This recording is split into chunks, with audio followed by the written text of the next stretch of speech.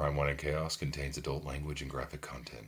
Listener discretion is advised. Your best is always good enough for us, Chaos Kids. I'm Naomi. I'm Amber, and this is Crime, Wine, and Chaos.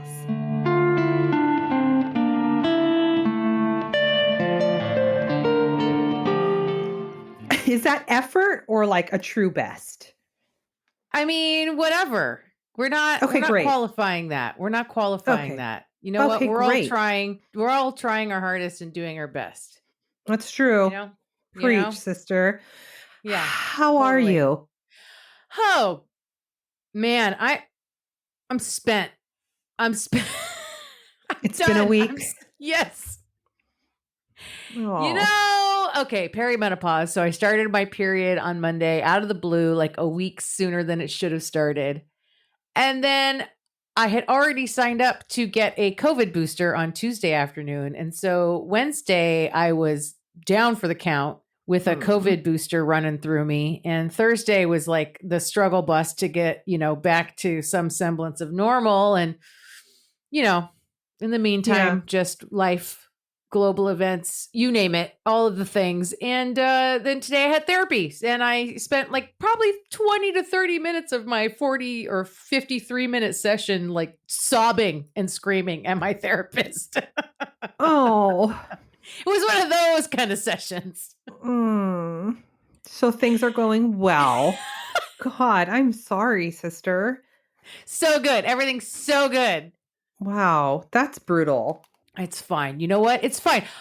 Like I said in a TikTok video, because I'm down the TikTok rabbit hole. I'm not, I'm not marching 15 hours with what I could carry on my back while my house is bombed and my family is killed. So I'll be fine. It's true. I'll be fine. What about you? Oh, well, shit. I mean, I guess I've had a glorious week by comparison. Nothing to report. Good God, sister. I had dinner with Allie. No, it's okay. It's all right. Had dinner with a friend. That was nice. You know when you just have good convo with a friend that you're close to. I do know. When it just like goes there and it's like the deep dive. So that was awesome. It's always good. And have a date night tomorrow night. Looking forward to that. And that's it. It's Friday. It's been a long week. Are you kicking back with something alcoholic? What do you got? That's to drink right, today? sister. I've got a cab from 14 Hands, Columbia Wintery. So what is it? 9 hats, 3 pants, 14 hands. And a partridge in a pear tree. Yes. Exactly. Excellent. Well, this is a, I could end up just sobbing during your story today, unless you happened to, for once, follow through and bring me a happy crime. No. Okay. Sorry. Okay. I'm okay. For once, follow through. I know. Well, yeah, you keep promising. You keep promising me. Promises. I said try, and you said at the top of the show that I can do my best, and I am. I did say that. Jesus, how quick. I'm not the one who boosted your COVID. I'm not the one you're mad at. Okay? No, you're not. We always hurt the ones we love, though. You know what I mean? Whoever's closest. That's who we lash out at. I apologize, sister. Jesus. You're so right. I need to look inward. Wow, God. That's all right. I did actually take a cue out of your book and decided to do one on an Indigenous woman. And so it's very sad. Great. And it's also local. Okay. Yeah. Did you know that Washington is in the top 5 of like crimes against Indigenous people, like where it's the worst? I did know. The Pacific Northwest in general, because BC is kind of included in those numbers, but yeah. Yeah, it's true. Okay, so I'm going to tell you about Mavis Kindness Nelson. Oh, okay. So she's 56 years old and living in Seattle. She was a member of the Yakama Nation. Mm-hmm. She had 3 adult children and was described as extremely kind. Right there in her name. It's right there in her name. Kindness. Yeah. She worked the front desk at Compass Center at the Plymouth Housing Alliance, which provides services to unhoused individuals. I know. She has 2 sons and a daughter, and people who knew her described her as someone who was perpetually smiling. And she went by the nickname Boots because as a girl, she loved dancing to the Nancy Sinatra song, These Boots Are Made for Walking. Ready, Boots? Here we Start go. walking. It really made me wish. I always wish that I have a fun nickname that's like has nothing to do with my real name. Sure. Like Boots. Yeah, I get it. Is it too late in life to create one? Well, it's a controversial question because some people think you don't get to create your nickname. People have to give it to you. People that decide on their own nickname are usually they get side eye for that. They get side eye. Oh, yeah. No, I'm just going to gently encourage people to think of one for me. You know what? I'll start thinking. Okay, great. Not like in this current state of mind, because you like had hatred for me like 30 seconds ago. Let's revisit this next week. So like, I've got one. Ass hat. That's your new nickname. Like, oh, cutie. No, I would never. All right. So Mavis's friend Roxanne White said, quote, I used to think she was so beautiful, but not just beautiful, but so kind and sweet, inside and out beautiful. Yep. Roxanne is also the founder of a grassroots group in Washington state that advocates on behalf of missing and murdered Indigenous people. And she said that Mavis left a lasting impression with a lot of people. So on May 19th, 2022, just after 10 p.m., Mavis used the rideshare Lyft to go home after visiting a friend in Auburn, Washington. On the way, she called 33-year-old Charles Becker. The two met up at Mavis's apartment and then left together to go to Becker's apartment. And this was the last time she was ever seen alive. So nearly a month or a little over a month later, on June 20th, 2022, her body was found in Kincaid Ravine on the University of Washington campus. Oh my God. I was reading this location and it was like a stone's throw away from our cousin brother's house. Well, yeah, the university district is not that big. No, it's not. So Seattle police responded to a 911 call from a passerby who discovered her remains. This is major trigger warning. Okay.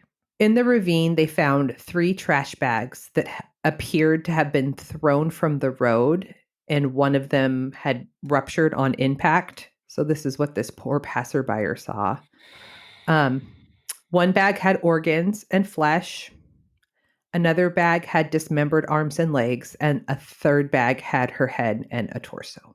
This is like a year and a half ago. How I did not even know about this. Mm-hmm. This is horrific. It's fucking horrific. What so the fuck? I know. And it's kind of, I didn't feel the closure that I was hoping to feel at the end of this, but whatever. So obviously her family and friends are shocked. Her sister, Ernestine Morning Owl, who lived in Oregon, was vacationing in Idaho with her daughter and grandchildren when she received the call that Mavis had been found deceased. And Morning Owl didn't even know that her sister was missing. What? How did she? Her daughter and coworkers reported her missing when she didn't show up for work, but I don't think it was, I don't know. It wasn't treated as a missing persons case? I don't think so. Mm-mm. Morning Owl said it was the hummingbird tattoo on her sister's arm that identified her. Yeah, it's just so fucked up. So when police asked Morning Owl about Charles Becker, she said that she had never heard that name. It was later learned that possibly they may have worked for the same transitional housing center at one point and had acquaintances in common, but Morning Owl also told police that Mavis was in a romantic relationship with someone else. So it wasn't Becker that she was like dating. Okay. When police review Mavis's cell phone records, they see that the last place her phone pinged was near Becker's home. Mm-hmm. Yeah, this fucking piece of shit. So in Yakima tribal tradition, the deceased need to be buried within 3 days of passing. This is the same as Arpana. Arpana, yeah, Yeah. with her Hindu culture. Yep. Such a hard decision. So in their tradition, they hold a dressing service with the deceased dressed in buckskin with a viewing session. So Morning Owl was tasked with the difficult decision of either honoring her tribal traditions or allowing investigators to keep Mavis's body for further investigation. I know. So fucked up. So she ultimately agrees to let them keep her, hoping that it will lead to an arrest. And she's glad that she did, because it did. Okay. And doing this, police are able to obtain, so they get DNA found on a pair of medical gloves left near her body. And the DNA was a match to Charles Becker. Mm-hmm. This fucker. When they question Becker, who it says he lived in a dorm near the university, but he's like 30 something years old. So I'm wondering if it's like, there's a lot of old buildings there that used to be dorms and now they're just apartments. Oh. You know? So maybe I didn't know that. Mm-hmm. Okay. I can't imagine a 33-year-old is living in a dorm, but maybe. I guess. This fucker said he admitted that the two had gotten together for drinks that night. And he said that Mavis just mysteriously died in his apartment. Oh my God. You know what? This is, it's always this mysterious death. I woke up in the shower. I had been asleep in the shower. And then I came out and she was dead. Yeah. And I don't know what happened. And I just panicked. And I didn't know what to do. So I chopped her up and threw her into a ravine in garbage bags. Oh, well, first he said he didn't know what to do. So he just stored her body in his closet for a couple of weeks. I'm sorry, what? Well, because she was discovered June 20th. She went missing May 19th. So, like, what are we doing? He just put her body in a closet? That's what he said. Yeah. A decomposing body in his closet. Yeah. Like, well, I mean, if he's living in a dorm next to his shoes.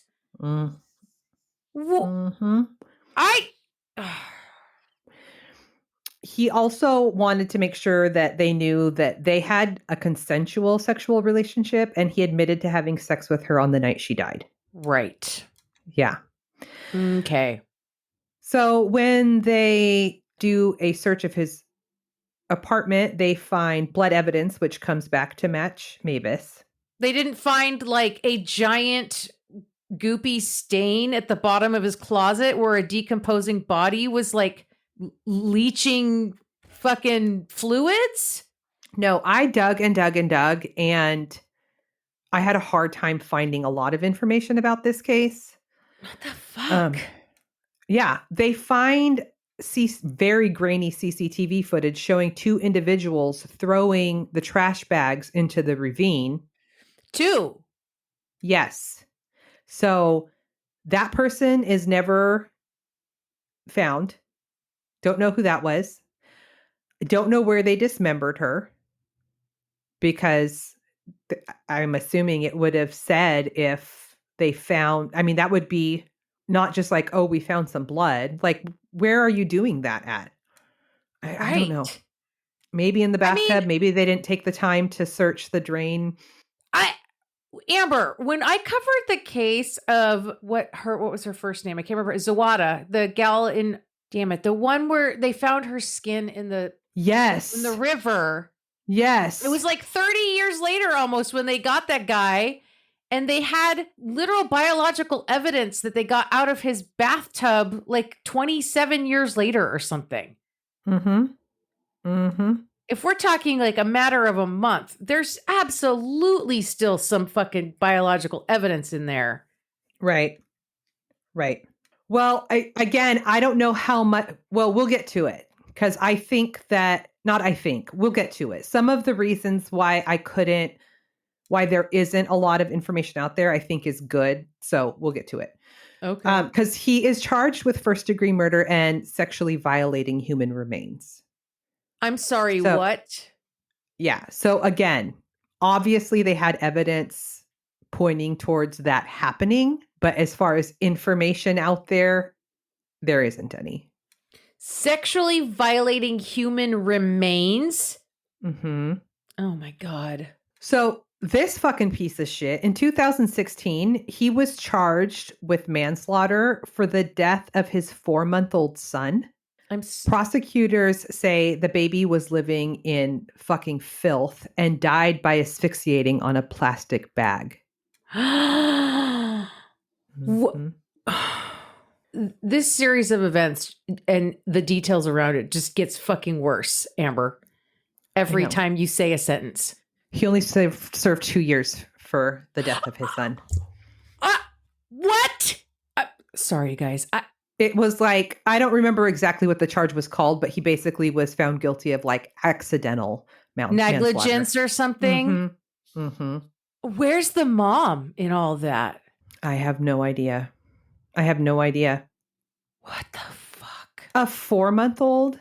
What the fuck? Like, how does that? Yeah, that means you just laid your son like on the ground or something. Like, what was that the first time he ever rolled over? And like rolled over into a plastic bag and then couldn't breathe because he was like sucking like plastic into his mouth. Yeah. And can still barely lift his head and can't really move around. And I don't, it's awful. It's fucking awful. First I cried, now I want to flip tables. Yeah. You can flip it. Don't flip the table that your mic is on. I can't. But it's like, way too heavy. Like, it's okay, flip a different table. Like L-shaped, like full-on desk setup here. Yeah, no same. So. No flipping. Mm-mm. So in June of 2023, he entered a plea of guilty. He was sentenced to 34 years in prison on charges of first-degree murder, unlawful imprisonment, and sexually violating human remains. So Washington is one of the, I don't know how many states have this, but our sentencing guidelines are pretty locked in. Like there's no... Right, like they're very like, there's brackets, they're like very specific, and there's not like really much in the way of wiggle room. Yeah. And so the judge in this case, that was the maximum that he could be sentenced. And she basically was like reaming his ass. And she started to go into sort of details of like what he did, like to explain why you're such a fucking horrific piece of shit. And Mavis's family members were like, please don't. We don't want to know. We don't want to know. So I think that's why, you know what I mean? Yeah. Like, you'd probably have to do like a FOIA to get like... I love that you call it a FOIA. The Freedom of Information Act. Is that what you mean? A FOIA request. Yeah. No, I knew exactly what you meant. I've never heard anyone use an acronym like that before. That's what they call it. Yeah, no, I'm not the only one. Come on. I've never heard that. You never heard it called a FOIA request? No, but I'm only going to call it that from now on. Well, that's what other people, trust me, that's what people call it. Anyway, I'm saying like you might be able to get some if you did like a records request, basically, right? But yeah, but I don't want if they would even let you. Yeah, but if they don't want to hear it, I'm not going to put it on a podcast. No, 100%. No, 100%. You know? Yeah, I can't even imagine. I mean, if she's somehow they knew that he sexually violated her, and obviously she was dismembered. So I don't even. It sounds like she wasn't even dismembered. He also like gutted her. Oh, yeah. Right? Yeah. Because her organs were in a separate bag from her torso. Yeah. What the fuck? Don't know. I don't know. Like, and the thing it's hard enough to like wrap my mind around murdering someone. Like that is hard enough for me to grasp. But then to like do that to a human body, it's just like I can't. That I think also because he entered a plea of guilty, there was no discovery, there was no witnesses, there was no testimony, there's nothing about like, who is this fucker? How did she really know him? Why did he do this? Not that there's a good reason why, but what the fuck is going on? Right. Exactly. What was the relationship? Why were they meeting up at 10 o'clock? Like, what was going on? I have no idea. That's the part where I'm like, I don't really feel satisfied at the end of this, but. And also, how is like no one noticing that she's like legit missing for a month? I think people did. I don't know why her sister didn't know. I don't know why. I can see if they know that she's on vacation with her grandkids, like don't unnecessarily alarm her right away. Yeah, but she couldn't have been on vacation with her grandkids for a whole month. No. Mm-mm. So no one was even looking for her. I'm sure her family was, but Well, it sounds like the police weren't. probably not. I've got a little bit more here. I'm sorry. No, please don't be sorry. So here's part of Morning Owl's victim impact statement in court. Quote, he took from the world a woman who cared for the well-being of those who suffered in their lives. She showed compassion to those who lived and whose lives were impacted by circumstances that had them down and out and in need of help. She was there for them. Mavis's niece, Da Kensora, told the judge that at her Auntie Boots's funeral, she and her cousins gathered in the longhouse kitchen and recalled how Auntie Boots would cuddle and kiss them and stroke their hair and call them baby. She would rub us and comfort us and make us all feel like we were the most important people in the world that mattered. It was the greatest feeling in the world. How can somebody take that love from us? There wasn't anything bad or mean that she ever did. Oh, Auntie Boots. I hate it. I hate it too. Becker's own defense attorney, William Prestia, acknowledged that with, quote, a set of crimes of this magnitude, there is little the defense can say. He said the defense didn't submit any mitigating materials and wasn't asking for leniency. Mr. Becker's crimes are notorious, and he'll arrive at the Department of Corrections carrying the stigma of his crimes. Wow, that was his defense attorney?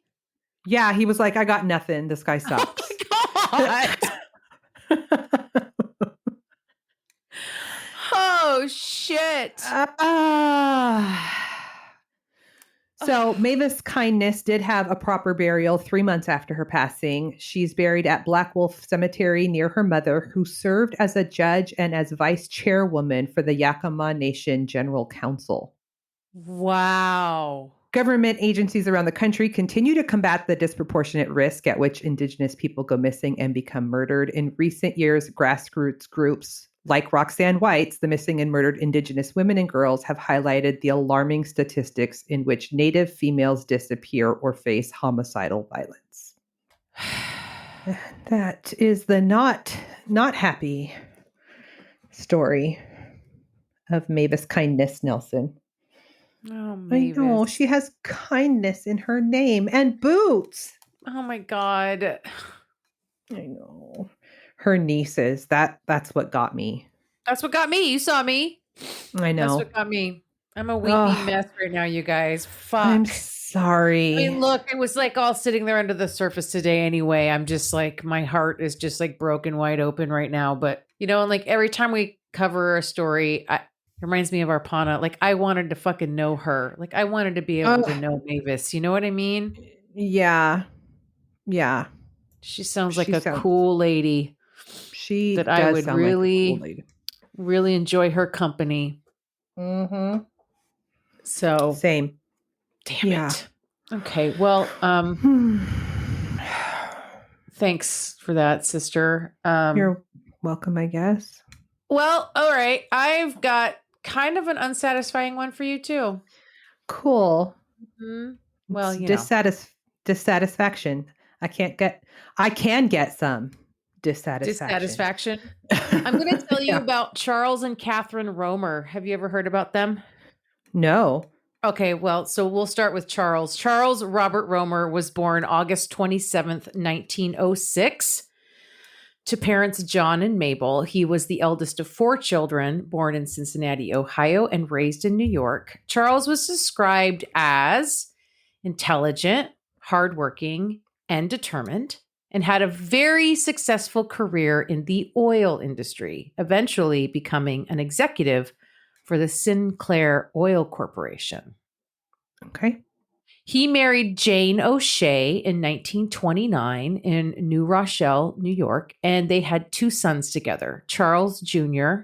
and Richard. Charles and Jane were very social, often attending equestrian events, and they also threw a lot of parties. The 2 also owned property in Miami, and once Charles had retired, they went full snowbird and spent most of their winters down there. Jane passed away in 1973 at the age of 65. Oh, that's young. Mm-hmm. Among Charles's and Jane's circle of friends were Catherine and Frank Heller. Catherine was born Catherine Blanchfield on July 20th, 1902. So she's a few years older than Charles. To parents Thomas and Mary. She was the second oldest out of 6 children.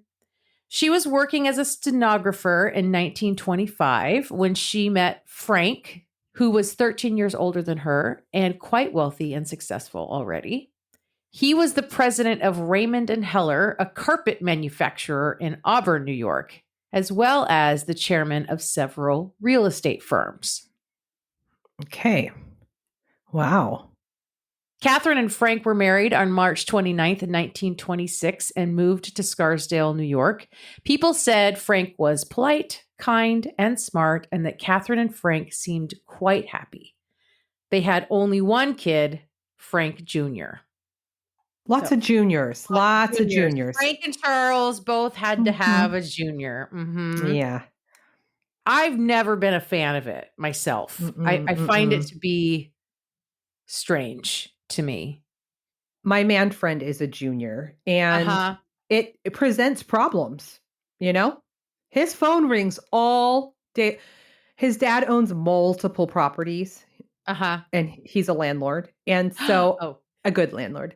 But Michael gets phone calls literally probably 20 plus a day. And some of them are robocalls, but most of them are like, we want to know if you're interested in selling your property. Oh. I just wonder about, like, I don't know, like identity, and there's some weird kind of, I don't know, like you're an extension of me. And that's like that whole thing. We've talked about this, like people that think that their kids are somehow an extension of them or they belong to them. It's just weird to me. Like let kids be their own people, you know? That, and like, I just remember myself, like the very long process of selecting names is like, I remember, I know that Dad, like when Marissa and I were born, was like, well, you have to see what they look like first, which that's always told as a joke, but it's like, well, that's legit. Like, I mean, kind of, except for pretty much all babies are born looking like old men. But also, like, we got to you got to get their vibe, you know? Right? Babies have a vibe. Sure. You're totally an Amber, though. Yeah, but is that because I embraced that that's what was given to me? Or do you think, that's a different debate. But I agree with you. Somebody that wants their own, like, I don't want my own little Amber. Like, I want a little mini Amber. It's weird. And you know, that's the other thing too. And I think that's one of the reasons why I always critique it. It's only with men and their sons. You never hear about no woman has ever wanted to name their daughter like them, you know, Junior after themselves. Not that I've ever heard. I would hate to be referred to as Junior also, I think. Right? So that's why a lot of them end up going by JR. Oh, yeah, huh? Anyway, yeah, that's sorry, the whole totally thing. Tangential, you guys. Anyway, so Catherine was active in a bunch of clubs, and just like Charles and Jane, Catherine and Frank also loved horses and throwing parties. And Frank passed away on May 10th, 1965. So Catherine took over Frank's real estate, and she was said to be very shrewd and very bright in managing that. So we're talking about a couple of wealthy couples here. Yeah, people that do horse things. That's a whole, it's like boat people. Yeah. Yes. Actually, with the first couple, you referred to it as equestrian. And I actually had to think about that for a second. And I was like, I think that's horsies. That's what my brain did. Sorry. I should have brought that down a class or two. Okay. That's all right. We got there. So after Jane passed away, Charles reconnected with his old widowed friend, Catherine Heller, and the two fell in love.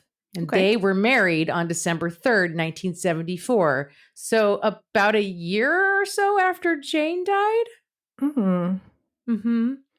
Anyway, they moved to Scarsdale into one of the apartment buildings that Catherine owned. Okay. Charles and Catherine, of course, they had a house in Miami because, Charles had that house in Miami that him and Jane used to go snowbird down at, right?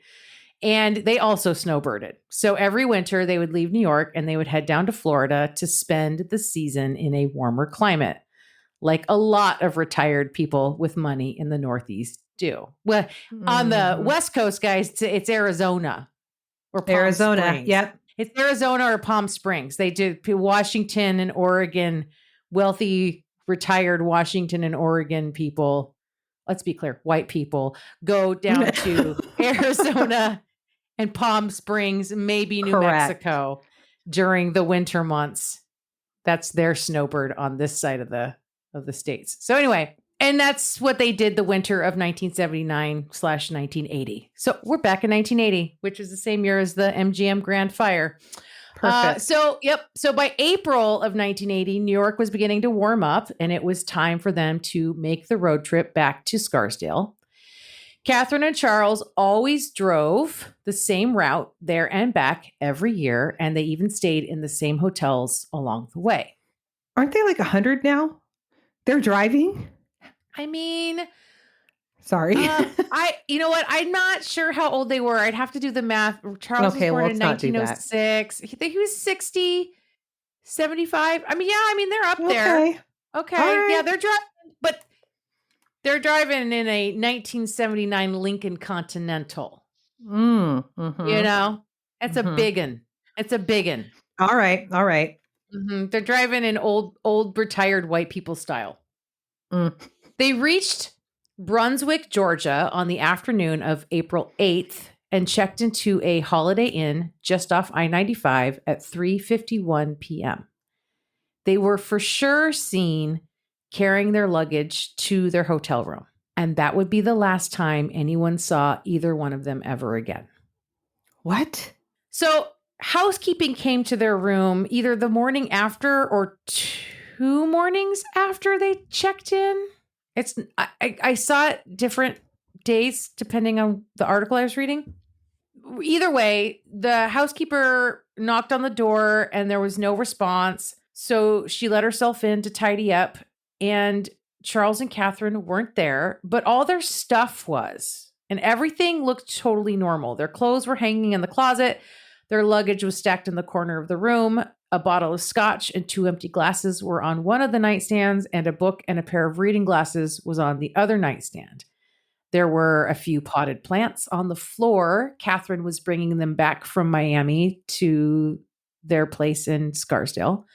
The desk was covered in tax forms along with Charles's little journal that he kept for their travels. And then like a couple days went by before the hotel staff eventually realized that something was up. Because I think, which is weird because, okay, so their reservation was for only one night and they never checked out. But the same housekeeper that had been there the first time returned like a couple days later to clean again and realized that the room looked exactly as it had the last time that she'd been there. And Charles and Catherine were nowhere to be found. And also their car was not in the parking lot. So this is weird. Yeah. So this is weird. So she notifies the hotel's management and they call the Glynn County Police Department and report these two as missing. And it was also around this same time that Charles and Catherine's kids were also beginning to grow concerned because none of them had heard from either of them since the 6th of April, which would have been 2 days before they checked into that hotel. And when it was on the 6th that Charles had called Charles Jr. and wished him a happy Easter, but it wasn't normal for the couple to go this long without speaking to at least one of their children. Right. Especially when they're making a long road trip. Right. They're old people making a long road trip. Yes. I'm sure their kids are like insistent that they call and check in with them along the way. Yeah. Right. Right. Well, the phone records show that Charles called the Scarsdale apartment at 4:17 p.m. I think this was the 8th, and talked to their housekeeper there, Charles and Catherine's housekeeper, and told her that he and Catherine would be home in 2 days. So that would be the 10th. Mm-hmm. Police showed up. They searched the hotel room for clues and found around $500,000 worth of jewelry in there. Jeez. Some of the jewelry was missing, though, including a platinum ring with an emerald-cut diamond and 3 pairs of earrings valued at $150,000 altogether. Oh my God. Most everyone assumed that Catherine was wearing all the jewelry that wasn't in the room, that wasn't accounted for, because she was the type of gal to wear many expensive pieces at any given time. Jeez, that would make me nervous, but all right. No shit. Mm-hmm. The only other items that seemed to be missing were Charles's wallet, which would have probably had like $400 to $500 in it, because that's how much he usually carried around on his person. Mm-hmm. Catherine's purse, and the Lincoln. So there were some reports of supposed sightings of the couple in the area. A Georgia state trooper claimed that he saw a black Lincoln moving south towards Florida on the highway around 5 p.m. on April 8th. The car had New York plates that read CRRCBR, which are Charles and Catherine's initials. He said it was about 40 miles south of the Holiday Inn. Okay. Weird. Right. Another state trooper reported a Lincoln parked near a strip mall south of Brunswick around 5 p.m., but the exact location of this sighting has never been released to the public. Then a local contractor by the name of Jim Wilson came forward, and he said he had an actual conversation with Charles and Catherine on the afternoon of the 8th. His story is they were sightseeing on nearby Jekyll Island, which is about 20 miles away from the hotel, and that the three of them were discussing fishing. Do any of the juniors say if this is? I'm picturing this, a drive they've made multiple times. They're not sightseeing. They need a place to crash for the night, and they need to get back on the road. They're not going 40 miles south to check out a town. They're not doing that, right?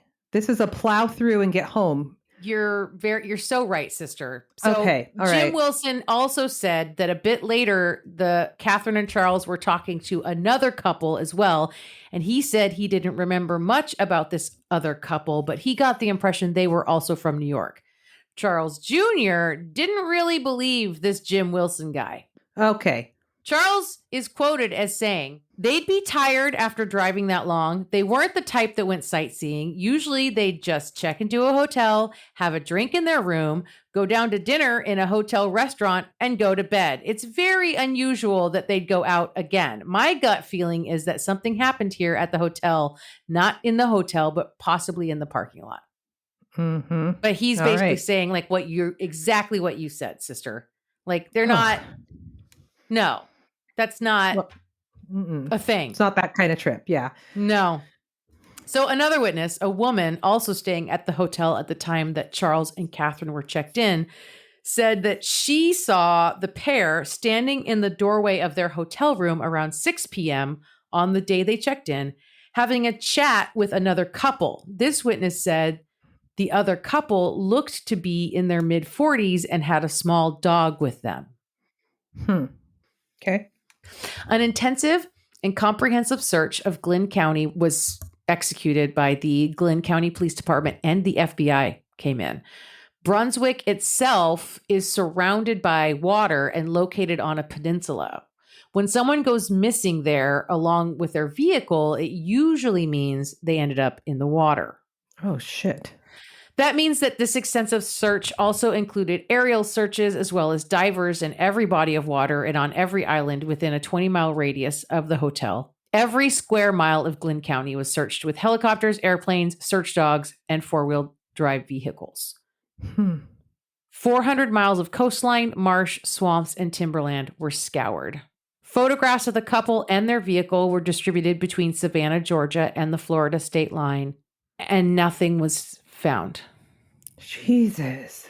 It's been over 43 years since Charles and Catherine went missing, and there are still no answers. That is wild. Nothing. Nothing. The police in Georgia are leaning towards foul play, theorizing that someone maybe followed them from Miami with the intent of robbing them and abducted them from their room in the process. But the fact that so much valuable jewelry was left behind in their room and no signs in the room of there being any struggle at all, it seems to indicate that is not what happened at all. So the thing that they really kept looking for was that Lincoln Continental. That's a big old car and pretty identifiable. Right. Yeah. And the fact that they haven't found that either is pretty fucking weird. What's this? What do they think about this Jim guy? Just is he just trying to insert himself into an investigation so he sounds cool, or? I mean, I didn't find anything where anyone had any commentary on Jim. All right.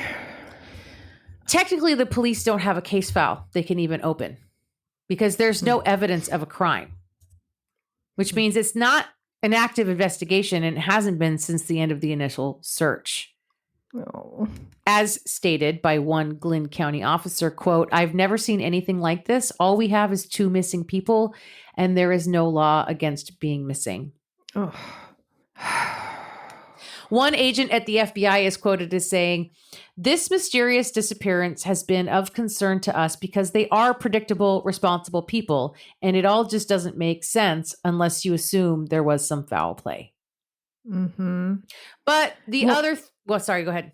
Well, it's just they're so wealthy. That is ripe for foul play, you know? Yeah, except like there's no indication in any of these stories that like there was like a bunch of money withdrawn from any of their bank accounts or anything. Like what they just took, like if they were going to steal the car, they didn't have to take the couple too. You know what I mean? Like, So the other theory that makes to me more sense is that the 2 went out the evening after they checked into the hotel and they accidentally did drive into a body of water and they just haven't been found in any of the searches yet. Yeah. Oh.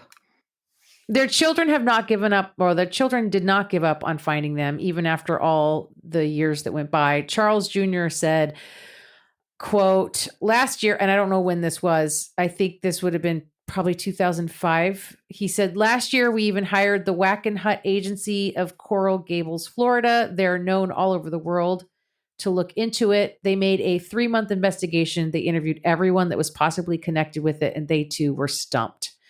The private investigator did find out that a dude that had been a guest at the hotel on April 8th of 1980 who claimed that he saw Charles and Catherine around 7 p.m. leaving their room. So they found out that there was a dude who said this. He said they were alone, but this guy was unable to be found again to be interviewed by the PI. And the only info they had was that this guy lived somewhere in Pennsylvania, but they couldn't track him down. The children used to make a point to return to Georgia each year in the hope of finding answers to this heartbreaking mystery. One of the divers during the initial search, who hasn't been able to let it go all these years later, actually did a second search on his own back in 2004 based on a credible tip from a woman who said that on the night the couple went missing, her husband was run off the road by a black Lincoln town car. So this diver went diving in an undisclosed location based on this information, but nothing was found. Charles and Catherine were declared legally dead in 1985. All 3 of their children have also died. Richard died in 1992, Frank Jr. in 2001, and Charles Jr. in 2007. That's awful. This case still draws interest. In early 2023, this year, a private Oregon-based search and recovery dive team called Adventures with Purpose conducted their own search for Charles and Catherine, but again, there was no success with that. God, if that one witness if that is what they saw, it almost sounds like if maybe he had some sort of medical problem while he was driving. Maybe if they were just staying in a Holiday Inn, maybe there was no place in the at the hotel to have dinner. So maybe they were they had a couple of drinks. They were driving somewhere for dinner. Yeah. Maybe Charles had some kind of medical emergency behind the wheel and they drove off the road and into a body of water. And they were old. What are the bodies of water right there? Well, there's swamps and inlets and things because this town that they were in Georgia is on a peninsula. So it's surrounded by water and marshes and swamps. And so there's a bunch of bodies of water. Oh, God, that's terrible. just disappeared. That was very unsatisfying too. Thanks. I'm really, really sorry about that, sister. That's what I got for you today. We can't That's get no okay. satisfaction. Can't get no satisfaction today.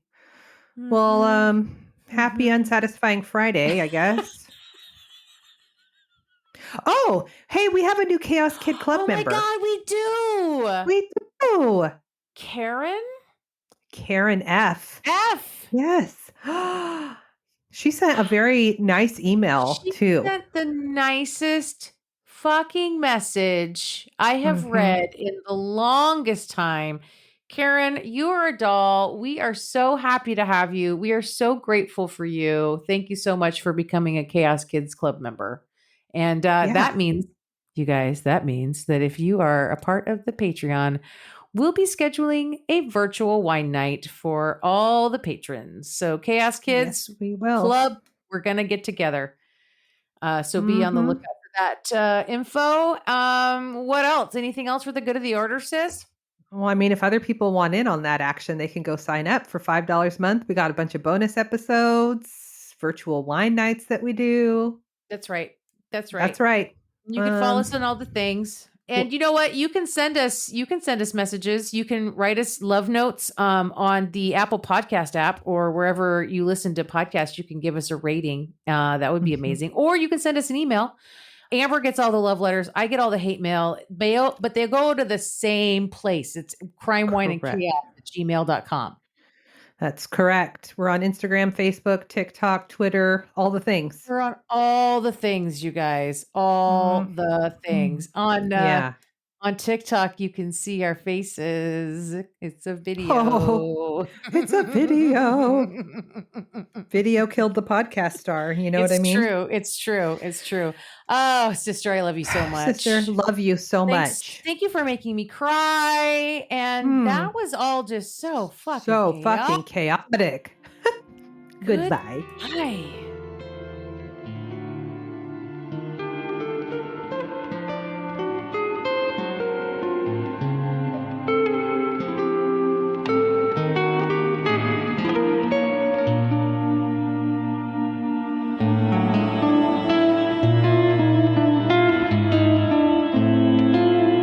Crime, Wine, and Chaos is produced by 8th Direction Records.